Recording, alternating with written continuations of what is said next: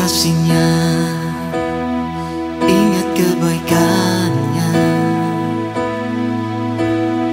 ingat karya-Nya, tebus kita.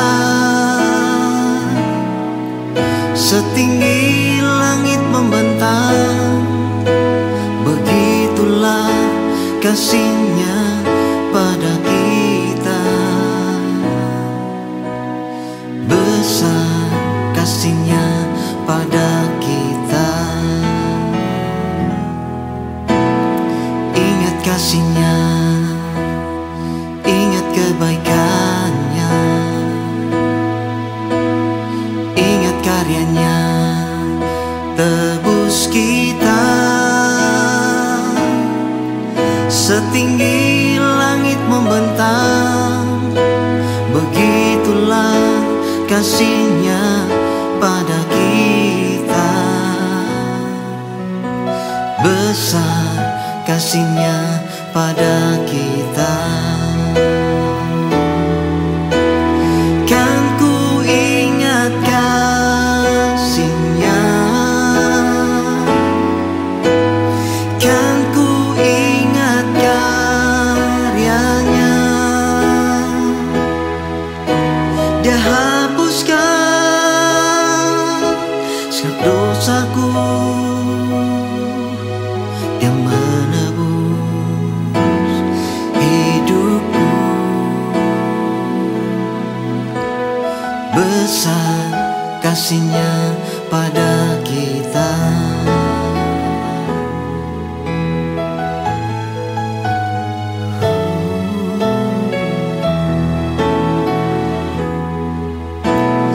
Ingat kasih-Nya, ingat kebaikan-Nya, ingat karya-Nya, tebus kita. Setinggi langit membentang, begitulah kasih-Nya pada kita. Besar kasih-Nya pada kita. Kan ku ingat kasih-Nya, kan ku ingat karya-Nya. Dia hapuskan segala dosaku, Dia menebus hidupku. Besar kasih-Nya pada kita. Besar kasih-Nya pada kita.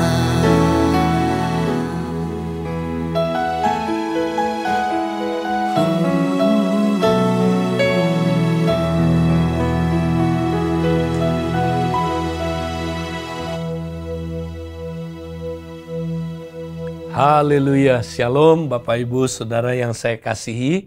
Ingat ya, kita masih tetap dalam seri belajar kompak sejati. Nah, minggu lalu kita sudah belajar bahwa kompak itu bukan hanya hubungan up dengan Tuhan, hubungan in dengan sesama, tapi juga saudaraku dia harus punya hubungan out, ya, yaitu menjangkau keluar. Nah, hari ini kita mau lebih memperdalam ya, apa itu hubungan keluar, ya, out. Nah, ini penting Saudara. Jadi kompak itu Saudara harus benar-benar fokus kepada up dulu. Ya, ketika mereka mengalami Tuhan lewat hubungan ibadah bersama, ya, dan ibadah pribadi, mereka mengalami encounter, perjumpaan dengan Tuhan. Ya, dan perjumpaan dengan sesama, mereka sharing life, ya, bagi kehidupan, bagi 3B sama-sama Saudara.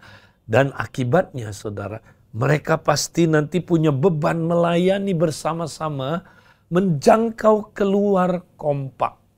Ya, tidak hanya saudaraku ya berkutat ke dalam urusin masalah, tapi mereka mulai menjangkau keluar. Nah, sebelum kita bisa menjangkau jiwa-jiwa baru, ya, atau orang yang belum diselamatkan, menginjil di luar Komsel, kita mesti fokus dulu melayani jiwa-jiwa yang ada di dalam Komsel. Nah, pelayanan apa saja yang kita bisa lakukan, saudara? Nah, mari kita lihat, saudara. Jadi kalau kita baca nanti di rumah, Lukas 4, ya, ayat 18 sampai 19. Kemudian kita lanjut dengan Matius 18, ayat 18 sampai 20. Ya, kita bisa melihat, saudara, bahwa kompak itu diutus oleh Tuhan Yesus, saudara, untuk melakukan, ya, pelayanan-pelayanan sebagai berikut. Ya, kalau kita baca di Lukas 4, 18 sampai 19, kompak itu diutus oleh Kristus Sang Kepala untuk apa, saudara? Pergi memberitakan Injil Kerajaan. Ya, ini dia, saudara. Kemudian mengusir setan, ya, melakukan pelayanan pelepasan, kesembuhan jasmani, konseling, kesembuhan batin, saudara, dan sebagainya. Nah, ini adalah tugas kompak, saudara. Kompak diutus oleh Tuhan Yesus untuk melakukan ini, pelayanan-pelayanan ini. Dan di mana kita melakukan pelayanan-pelayanan ini? Nah, sebelum kita keluar dari Komsel, saudara, melakukan pelayanan-pelayanan ini, lakukan dulu pelayanan-pelayanan ini di dalam Komsel. Kenapa? Karena, saudaraku, di dalam Komsel kita, ya, belum semuanya, saudaraku, mereka itu sudah dimuridkan. Belum semuanya mereka itu, saudara, sudah pulih, bertumbuh, dan saudaraku menjadi bagian dalam tubuh Kristus yang menjadi dewasa. Belum tentu. Mereka di dalam rumah Tuhan, saudara, ya, mereka belum bertumbuh. Itu sebabnya kita perlu layani mereka dulu. Ya, kalau di situ ada orang yang perlu diinjili. Kadang-kadang mereka, saudaraku, udah datang ke Komsel, tapi belum lahir baru. Ya, kita injili dulu. Tugas siapa? Tugas kompak, saudara. Melayani mereka supaya dengar Injil dan mengalami kelahiran baru. Ya, atau mungkin mereka dirasuk oleh setan. Ada orang yang datang ke Komsel itu sebenarnya belum lahir baru sehingga mereka kerasukan setan. Perlu diusir, saudaraku, roh jahat itu. Pelayanan apa, saudara? Eksorsisme. Ya. Nah, ada juga mungkin orang yang hadir di Komsel belum ikut kompak, saudara. Tapi mereka udah lahir baru, tapi perlu pelepasan. Mereka masih terikat dengan berbagai macam ikatan-ikatan, ya, yang mengikat mereka. Mereka perlu, saudaraku, dilepaskan. Nah, kita layani mereka. Ini tugas siapa? Tugas kompak, saudara. Ya, Tuhan utus kompak untuk itu. Ya, mereka juga, saudara, ya, ada yang membutuhkan kesembuhan jasmani. Mungkin mereka sakit, saudara. Ya, mungkin mereka, saudara, ya, terikat oleh satu, ya, saudara, penyakit-penyakit. Ya, kadang-kadang penyakit itu, saudara, adalah bentuknya, saudara, adalah penyakit yang psikomatis. Berkaitan sama apa, saudara? Sama luka batin, sama problem emosional. Nah, makanya, saudara, kita perlu doain supaya mereka sembuh. Nah, bagaimana, saudara? Kadang-kadang kita perlu dan seringkali kita sangat perlu melayani mereka dalam kesembuhan batin. Supaya mereka sembuh, pulih, saudara. Problem emosionalnya, ya, disembuhkan, dipulihkan, sehingga mereka juga bisa mengalami kesembuhan dari penyakit-penyakit yang psikomatis ini, saudara. Ya, jadi, saudara, kita layani. Itu tugas kompak, ya. Nah, bukan hanya itu, saudara. Kalau nanti saudara baca dalam Matius 18 sampai 20, di situ dikatakan tugas kompak adalah melayani orang-orang yang terikat dalam dosa yang parah, saudara. Mereka ini, ya, ingin meninggalkan Tuhan. Ya, mereka ini udah domba tapi ingin meninggalkan Tuhan karena apa, saudaraku? Terikat dengan dosa-dosa yang berat hidupnya. Nah, Alkitab bilang kita mesti cari mereka ya di komsel kita. Ada orang-orang di komsel kita yang seperti ini. Ya, mungkin mereka saudara terikat dengan berbagai adiksi. Ya, ikatan-ikatan saudara mereka ya, mungkin saudara hidup dalam adiksi narkoba, adiksi alkohol, adiksi apa ya, saudara merokok ya, kemudian adiksi apa lagi? Ya, terikat pornografi, mereka terikat pelacuran, atau mereka saudara judi ya, terikat judi. Nah, ini perlu dilepaskan. Tugas tanggung jawab siapa? Setiap kompak saudara. Harus 2-3 orang ini melayani orang ini saudara. Ya, dan itu pasti ada kuasanya. Kalau dia benar saudaraku adalah domba, dia pasti lepas. Kecuali dia bukan domba, dia kambing, belum lahir baru. Kalau udah dilayani oleh 2-3 orang yang sepakat ini belum pulih juga, ya udah kita nggak usah stres saudara. Berarti Alkitab bilang anggaplah dia ya orang yang belum mengenal Allah. Berarti dia tidak perlu pelayanan ya, dilepaskan dari ikatan dosa ini. Dia nggak bisa lepas karena dia bukan orang yang lahir baru, belum domba ya. Dia masih kambing. Jadi kalau kambing butuh apa? Injil.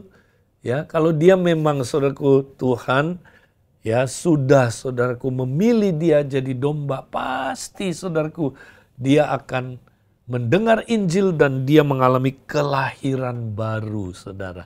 Dia ya menjadi dombanya Allah. Nah, kalau dia jadi dombanya Allah, dia punya benih ilahi. Kalau kita layani dia, nanti dia pasti lepas saudara dari ikatan-ikatan yang mengikat dia. Nah, ini tugas dari kompak. Mungkin ada juga saudaraku di komsel kita terikat hutang ya yang berat ya. Nah, tolong dia saudara. Kita mungkin bisa melakukan ya suatu apa bimbingan supaya dia mengalami financial freedom ya, kemenangan atas hutang-hutang dia saudara, sehingga dia mempunyai keuangan yang bebas, keuangan yang merdeka ya. Kadang-kadang ada juga orang yang memerlukan konseling pernikahan karena pernikahannya parah. Nah, kita kompak ditugaskan oleh Tuhan melayani mereka ya, atau konseling keluarga karena mereka punya problem-problem dengan anak ya, atau dengan orang tua dan sebagainya. Saudara, layani mereka. Nah, apakah kita bisa ya saudara berhasil dalam pelayanan kita? Bisa ya, karena kompak itu dahsyat sekali saudaraku. Kalau 2-3 orang bersepakat, makanya namanya kompak, komunitas sepakat. Ya, kalau mereka sepakat saudara, mereka berarti bersinergi. Kalau mereka bersinergi saudara, apa yang terjadi? Wah, 2-3 orang ini punya karunia yang lebih lengkap daripada satu orang. Ini namanya sinergi. Ya, kalau satu orang mungkin ya punya karunia pelayanan satu, punya karunia motivasi satu mungkin ya, punya karunia apa saudaraku, manifestasi Roh Kudus 1-2 aja yang bermanifestasi, dikit. Tapi kalau 3 orang bersepakat saudara, dia lebih komplit, mungkin bisa 5 pelayanan, 7 karunia motivasi, 9 karunia Roh Kudus. Nah, kalau lengkap karunianya, makanya dia pelayanannya dahsyat sekali. Ya, itulah yang Yesus bilang saudara. Barang sesungguh-sungguhnya aku berkata padamu, barang siapa yang percaya kepada aku. Ya, kalau kamu percaya kepada aku, ya, maka Yesus bilang dia akan melakukan juga. Barang siapa yang percaya kepada aku, dia akan melakukan juga pekerjaan-pekerjaan yang aku lakukan. Nah, di dalam NIV diterjemahkan bukan dia tunggal, tapi mereka. Wah, jadi sebenarnya ini bicara tentang tubuh Kristus, saudara. Ya, maka saudara, mereka tubuhku ini yang aku utus 2-3 ini, akan melakukan pekerjaan-pekerjaan yang aku dulu lakukan. Bahkan pekerjaan-pekerjaan yang lebih besar daripada pekerjaan yang aku dulu lakukan. Sebab aku pergi kepada Bapa. Nah, jadi Yesus setelah pergi kepada Bapa, saudara, dia menugaskan kita, dia mengutus kita untuk melakukan pekerjaan-pekerjaan yang sama, saudara. Pekerjaan yang dia lakukan, pekerjaan Bapa. Yaitu apa, saudara? Yang tadi itu, ya, Yesus datang untuk memberitakan Injil, untuk mengusir setan. Untuk apa, saudara? Ya, untuk pelepasan, melakukan kesembuhan jasmani, kesembuhan batin, konseling, ya, termasuk tadi melepaskan orang dari ikatan dosa, saudara. Karena Yesus datang untuk memberitakan tahun rahmat Tuhan telah datang, yaitu tahun kebebasan. Ketika kerajaan Allah datang, ada jaminan kebebasan. Kita bisa dibebaskan dari segala ikatan, dari segala perbudakan, dari segala kuasa yang mengikat kita, saudara. Dan kita pasti berhasil.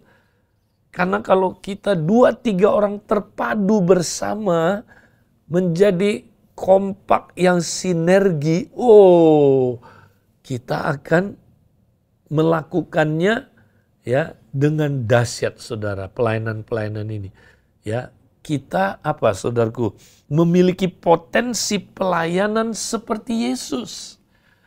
Makanya kalau 2-3 orang melayani sama-sama, saudara, wah, apa yang terjadi, saudara? Kita bisa usir setan seperti Yesus dulu usir setan.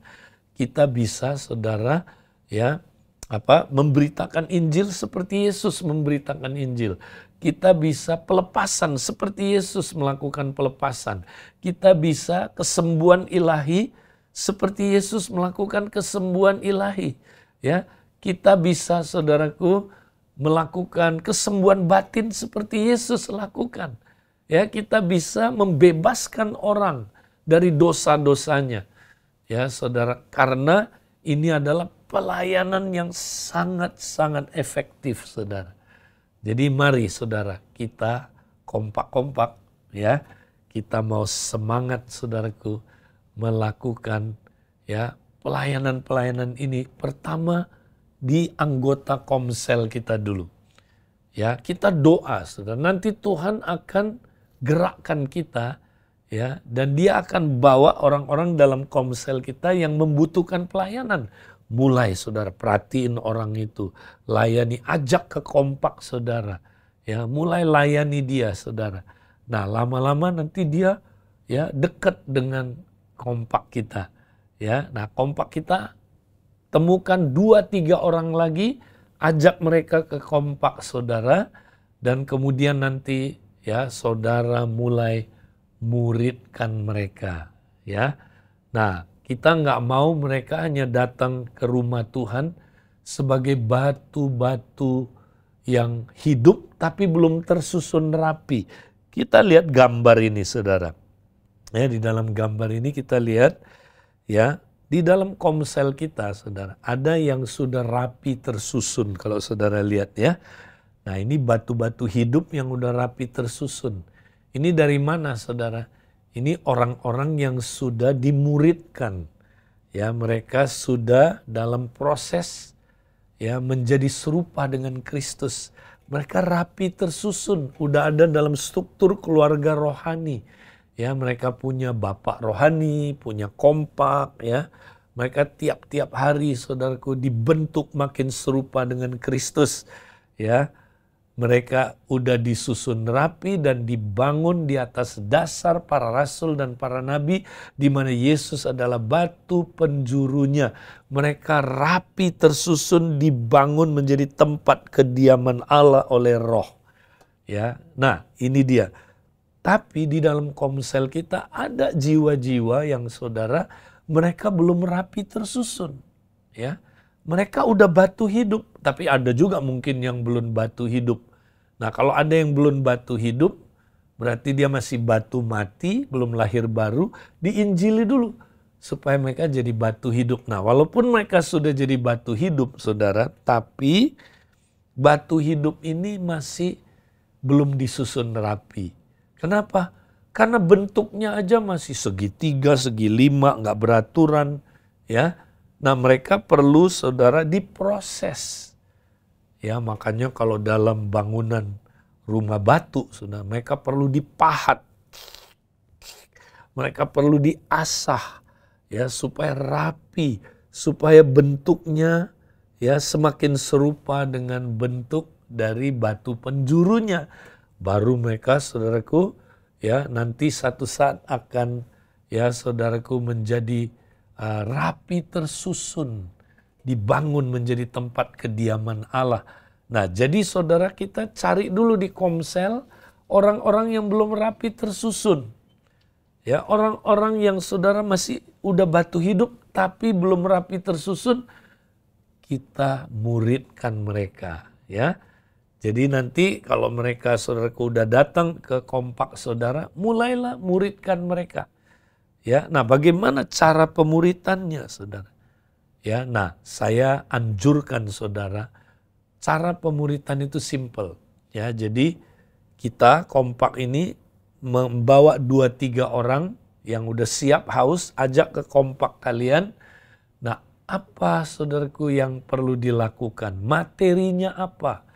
Ya, saya dorong saudara memakai materi yang saya tulis, ya, dengan judul Pemuritan Melalui Persahabatan. Nah, saudara bisa masuk ke dalam, ya, apa saudaraku, kita punya website, ya, saudara bisa dapat lewat Play Store, App Store, ya. Kemudian nanti kalau saudara udah download, di situ ada kita punya apa saudaraku, ya, website ini. Nah, saudara bisa masuk ke sana, ya, nanti saudara pilih, ya, kalau nggak salah pengajaran, ya. Nah, nanti saudara klik keluar di situ, saudara, Pemuritan Melalui Persahabatan. Ini adalah sebuah renungan, ya, yang kita bisa pakai selama 77 hari, ya, supaya orang yang nanti saudaraku dimuridkan oleh kita bersama-sama dengan kita melakukan saat teduh 77 hari ini, di mana kita mempraktekkan 3B.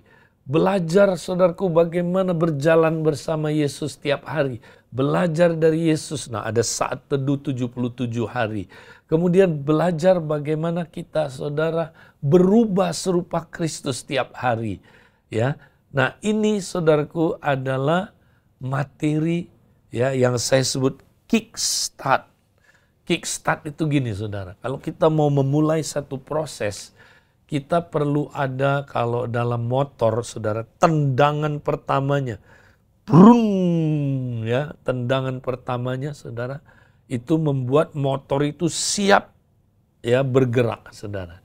Nah, sama, kita perlu kickstart untuk memulai kompak. Nah, materi ini bagus sekali karena dia mengajarkan kita bagaimana bergaya hidup 3B selama, saudaraku, 77 hari itu. Sehingga terbentuk habit, mereka ngalamin tiap hari, ya, saudaraku, 3B itu, sehingga mereka bisa mencapai, ya, goalnya, yaitu menjadi serupa Kristus, 3A, ya.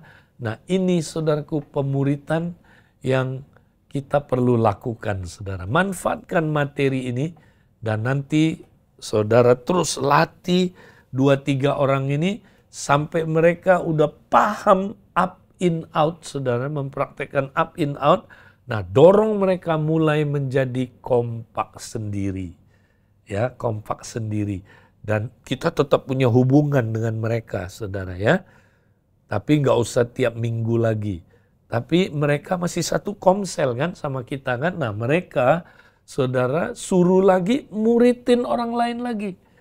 Ya, ingat, sebelum kita keluar komsel memenangkan jiwa, cari dulu batu-batu hidup yang sudah ada di komsel kita tapi belum rapi tersusun.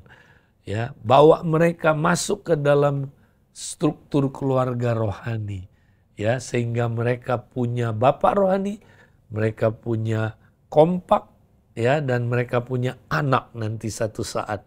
Nah, ini penting sekali saudaraku.